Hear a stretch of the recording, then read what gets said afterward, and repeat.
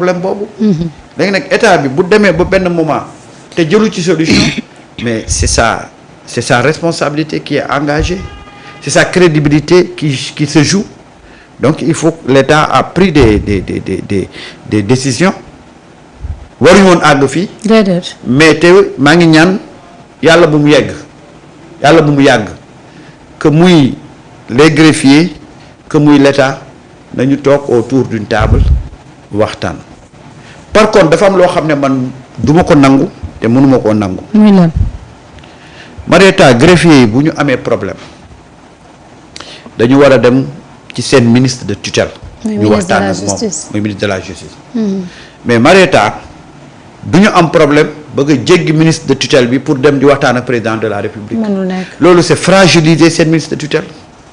te bu boobaa nag da ngay ubbi benn boulevard boo xam ne képp ku fi grèvati dootul waxati ak ministère de tutelle am. dëgg la dafay dem directement ne président bi lay rencontrer. tey boo xoolee les travailleurs municipaux après des années de grève réussir nañ avec leur ministre de tutelle. à trouver ba tey ay terrain d'entente. et c'est comme ça que ça se passe. mooy dëgg de. mais yow yaa ngi am sa ministre de tutelle. loo munta déggoog moom doo ko jéggi naan damay dem di wax président ñëpp la yemale mais président dafa samp ay ministre dans chaque département bu am problème dafay dem ci ministre de tutelle am ñuy waxtaanee ko mais ne da ngay jéggi le ministre de tutelle pour dem di waxtaan ak président après lan lay doon ku fi grève rek après da ngay toog ne ministre bi laa bëgg a rencontrer. ku fi toog rek da nga naan président laa bëgg a rencontrer président laa bëgg a rencontrer finalement lan mooy doon njëriñu ministre yi. du ko am.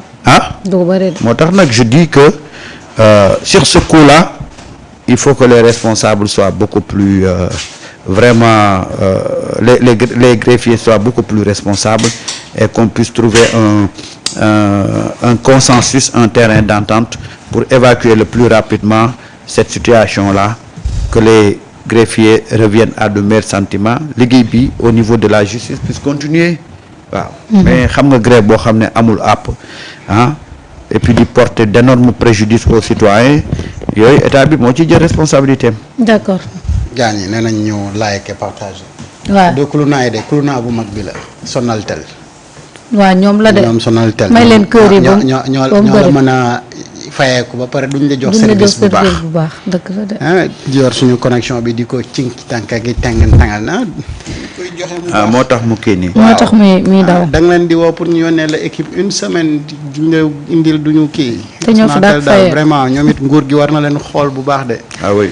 man seen kii ba woote seen service bi ñu naan la xoolal ndax fayagoo li commencé nañoo dagg nit ñi. lifin bi de dafa. te yéen a ngi dagg nit ñi ba pare du ngeen ñu jox service bu baax te bu ngeen ñu joxul service bu baax yi da ngeen ñu koy facturer waaw Sonatel tamit nañu xoolaat li ñuy def. bu ñu taxaw de ñu ngi yàq suñu laay fii ak yu kenn xamul day leen yooyu may leen ñu ay kër kay. ba pare partager ndax mu gën a yaatu. na kër yi bëri. waaw waa Sonatel cinki cànk nañ connexion bi ba. na kër yi bëri dem seen yoon. man de nii ñu ma bàyyee nii may nelaw nii. waaw dafa mel ni mu ngi kiyaat de. man mënuñoo nekk xam nga mënuñoo nekk ci naqar ba pare Sonatel bëgg ñu tegaat beneen naqar ba pare fayee ko suñu xaalis. Seydina Alioune grève greffier yi le gouvernement enclenche des ponctions sur les salaires des agents en grève après un blocage continu du système administratif judiciaire loolu nag di ndogal li nga xam ne jël nañ ko jëmale ko ci ñoom. fulla mooy jaay Dakar. sinon ma ñam jeexul boo amul fulla kenn du ci ñam. ba amul fulla gaa yi ñëw jël ko yóbbu. keroog fii dañu fi toog expliquer le pourquoi le gouvernement ne doit pas céder ci grève bi nga xamante ni moom. le greffier yi nekk di def ñu ne fi woon fii que pendant 7 ans ñoom ñu ngi casse même chose et ku fi ñëw daf leen di wax li nga xamante ni moom mooy li possible da nga bëgg a jógee ci grade bi yegg ci grade bi naam nga amoo niveau bi mais pour nga am ko faa nga wuti niveau bi ana le problème donc am na ñu nga xamante ni ay tappale lay nirool te fonctionnaire bi nga doon. il y a des fonctionnaires comme yow nekk ci yeneen secteur même statut bi la ñu am. hiérarchie bi nga nekk B2 boobu ñoom foofu la ñu nekk parce que bac+2 la et tey ñoom bu fekkee ni da nga exiger yow hiérarchie bi nga nekk ci corps bi nga nekk B2 bi ñu yokkal la ko yóbbu la ko A2 parce que tout simplement ñu nekk ci même corps bi ëpp le niveau dañu am A2 te ngeen def même liggéey bi te yow mënoo lii ñu ne la pour nga yegg foofu faaw nga def 14 mois de formation wala 12 mois de formation nga ne lànk doo def 12 mois de formation yooyu waaye faaw nga yegg ci niveau boobu. non mais tappale commencé na dugg dëkk bi nag faaw ñu waxante dëgg. dëgg la de. te dëgg nag dafa neexul te dëgg mënu la romb ay nopp waaw boo ko defee agent contrôleur yi nekk fii impôt et domaine nekk B2 am ñu nit niveau licence am bac plus 3. mais seen hiérarchie B2 moo ci nekk xëy ñoom it imposé la na la ñoom it dañuy war a def A2 boobu noonu parce que ñoom ñëpp ay fonctionnaire lañ ñoo bokk même statut. amul fenn fu ngeen war a teg yi jël ñooñu yóbbu leen ci niveau bële te ñële nekk ci lii. mënul nekk les secrétaires administratifs ak yenn ñi nga xamante ni ay B2 lañu mais ñooñu tamit xëy na la da nga ñuy yokkal ainsi de suite donc dañuy fexe ba nga xamante ni B2 moom dinañ ko éliminer d'office ci administration bi te ku yokk cere. yokk ñeex. ndax ñeex am na ba ñu yokkee cere ñeex amul de. alors te yow li ñu la tegal pour nga def ko mais defoo ko te. waa ji boroom xam-xam bi daf naan laata ngaa laaj lii la sa dëkk mën a defal yow laajal d'abord lan nga mën a defal sa dëkk.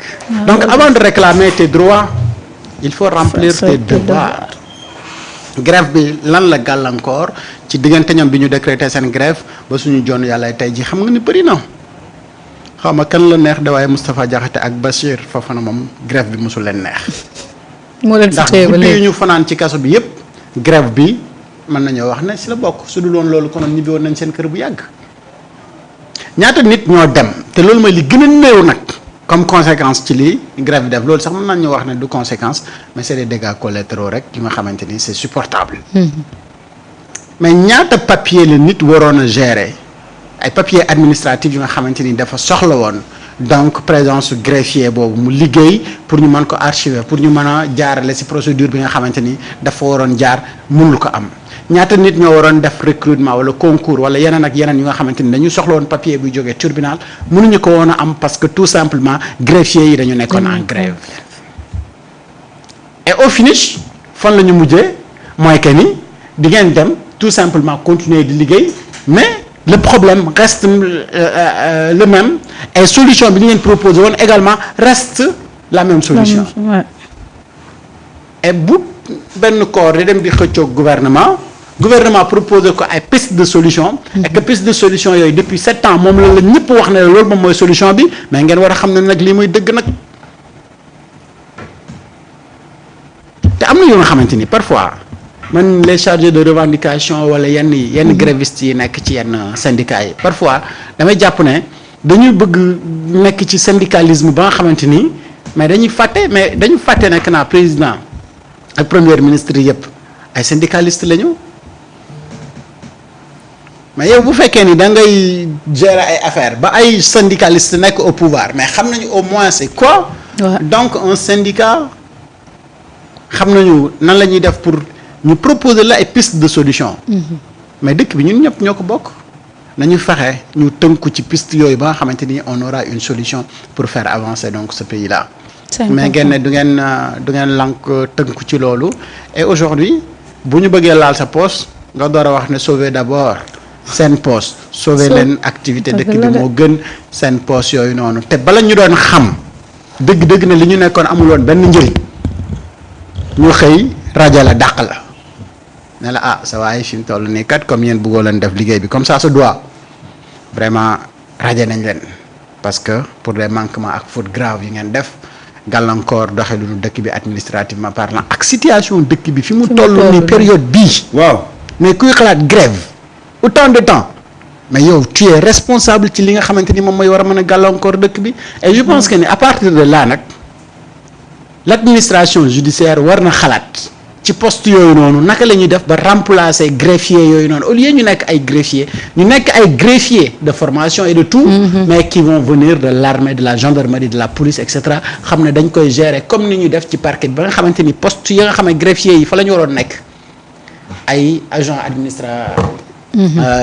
administration pénitentiaire ñoo fay nekk wala des gendarmes wala des policiers ba nga xamante ni ils feront correctement le travail sans grève parce que benn pilier la bu am solo ci li nga xamante ni mooy doxalinu dëkk bi.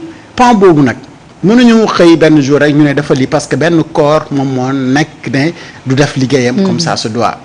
et loolu je pense que ni dafa war a bokk ci piste de réflexion yi nga xam fexe nañu ba nga xamante ni parquet du grève nañu fexe ba parquet du grève war nañu fexe ba nga xamante ni jugement du càng ndax grève bu greffier ñi nga xamante ni aujourd'hui ñu ngi dans l'administration nekk ay greffier ñu xool nu ñu leen di insérer dans l'administration ñu dem liggéey bi nga xamante ni mën nañu ko gérer ci yeneen yi ñu ponk et que ces postes là des greffiers ñu xool lu ñu fay remplacer par des hommes de tenue man je pense que ni loolu ça serait une solution pour que yu mel nii dootul mën a amaat ci lii bi te keroog maa ngi fi doon wax ne liggéeyu greffier waxuma ko tappale BFM de mais ku jàng ba am BFM normal war nga ko mën a def liggéey parce que liggéey la bu yomb liggéeyu greffier ku Badara Gadiaga wul sa BFM war nga koo mën a def comme ça se doit. et puis waxuma la dara sax mais gis nga il faudra même au-delà de ça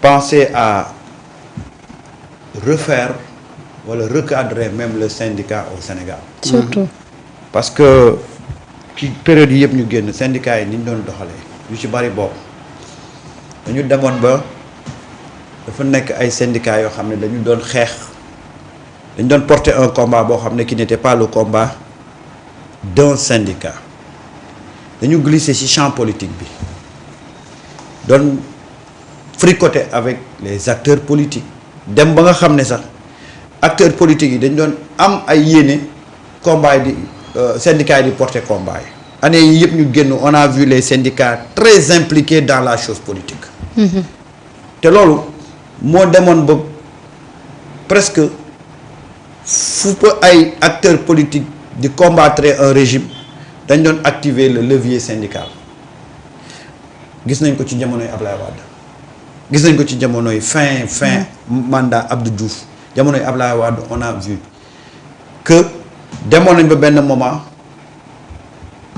syndicats yi dañu liggéey avec l'opposition ñu créer fi benn paralysie boo xam ne finalement Ablaye Wade c'était vraiment ñëpp ko doon joxoñ parce que gars yi buñ la bëggee xeex dañuy paralyser école bi ñi yor commerce bi yëkkati prix yi wala ñu nëbb ceeb bi mu am ñu créer pénurie ñi nekk ci société yor courant ñu fexe ba di indi ay xuy xamac bu ko defee noonu lañ lay asphyxier